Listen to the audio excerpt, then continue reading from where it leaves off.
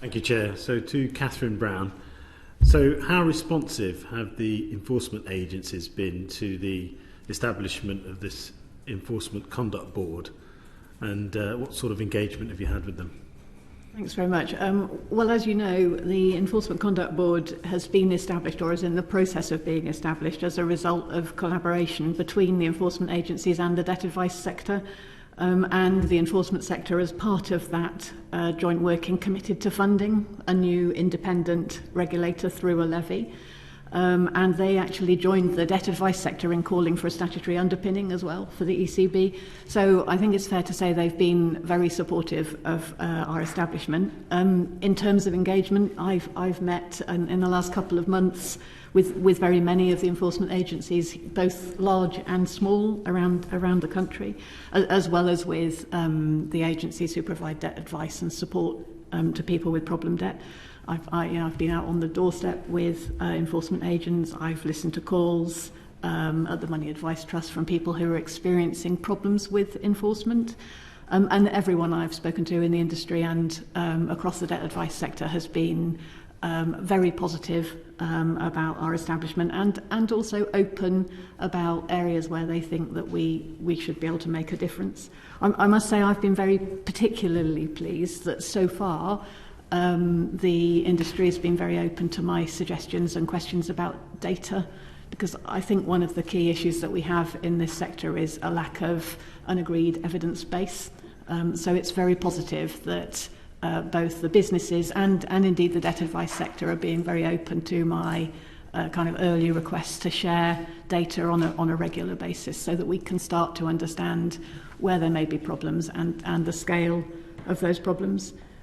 I mean, of course, these are very early days. We haven't yet recommended or required any changes to practice. So I'm sure that that's something that we will do over the months and years ahead, and that will really be when the proof of the pudding materialises, I guess. But we've certainly had very strong, positive early engagement.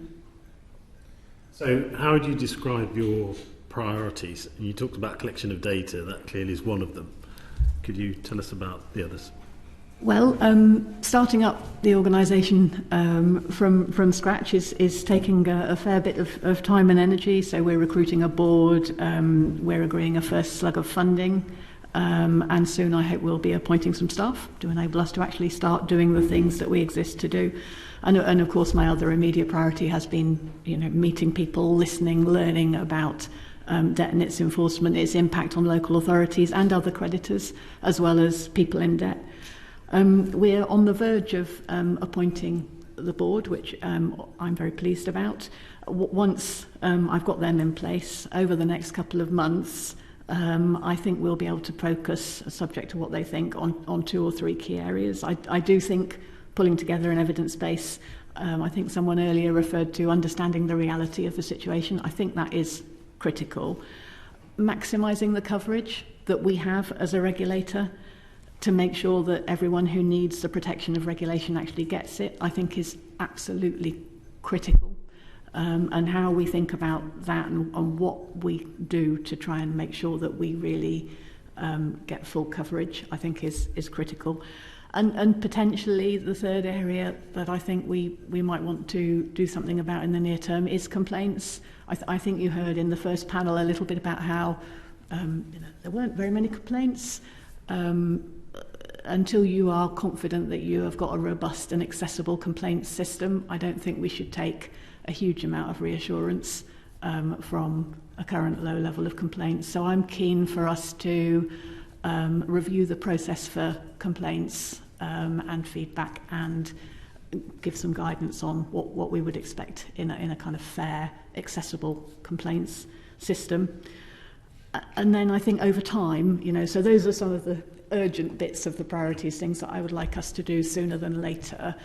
There is then a really high priority in terms of scale and impact, which is around agreeing, in wide consultation with all of the relevant stakeholders, a robust code of practice that we expect everybody to comply with. And that code of practice absolutely needs to include the rules on how you both identify and then deal with particularly vulnerable people in debt, and also affordability, which again, has started to emerge in your discussions today, which is absolutely critical, and we need to have clear, strong guidance on how enforcement agents are to deal with those issues. So quite a lot to do, but hopefully we can push on and start to do it. That is quite a lot to do, and I know that one of your ambitions is to have people comply with your code of practice you just mentioned. But signing up to the ECB is voluntary for enforcement agencies, so how do you think that will affect the work of the ECB? Well, I think, as I say, what is essential is that we have the widest possible coverage, and that no enforcement agent or business can avoid complying with the rules that we put in place to protect people who need protection and ensure responsible, effective enforcement. And I think given the pressures of the cost of living crisis, it's really urgent that we find ways to achieve that coverage as quickly as we possibly can. Statutory underpinning would be an excellent way of achieving that, and the government has committed to reviewing the need for statutory underpinning within 2 years. But a lot of water will have flowed under the bridge in 2 years, and potentially a lot of vulnerable people, meanwhile, may have suffered from the lack of protection that regulation should give them.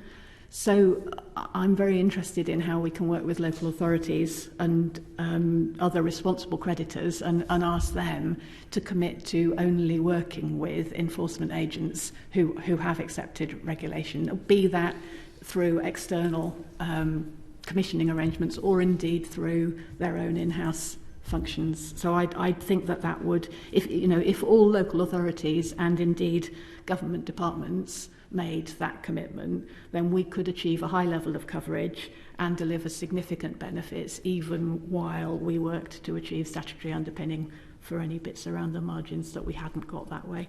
So clearly any support that the committee can give us in that, I think, will make potentially a material difference to our ability to do the job that we've been set up to do. Thank you. Over to you, Chair.